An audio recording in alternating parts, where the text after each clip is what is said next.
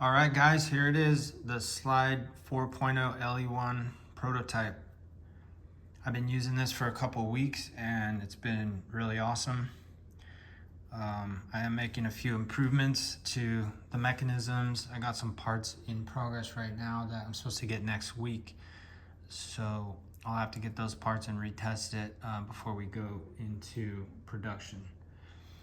So keep in mind these parts are 3D printed. The bezel and the link back here, they look a little pitted. I did polish them up, but the production version will look a lot better. Let me just show you how all this stuff works. We got the link back here, which you press in and twist and then it pops off.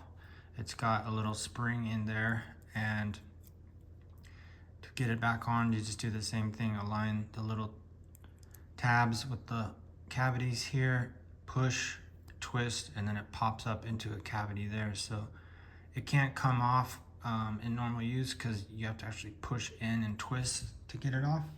So I know some people have been concerned about that.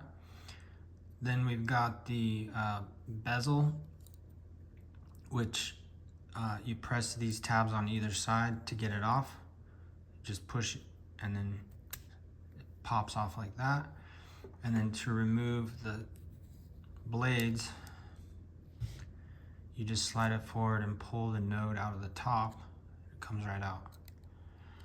So if you've got a previous slide, you know that the blades have always come out through the end cap, and now we do not have a removable end cap. It's a removable bezel. So the bezel goes on, you just align it, and it pops on, and it's really secure on there. This thing is so strong, it's because it's one molded part of stainless steel, and it's going to be the strongest bezel we've ever had. The blades slide really well. It's really nice motion, and we actually increase the tension on the springs on these new nodes, so they hold a little bit better. Then we've got the module release tabs here. So you just put the module on kind of like on the pivot or a pocket clip. It snaps on the side. And then to remove it, you push these tabs out and then just push it back. So the tab is really secure on there. It takes a couple of pounds of force to push out and then just slide it back, and then it pops off.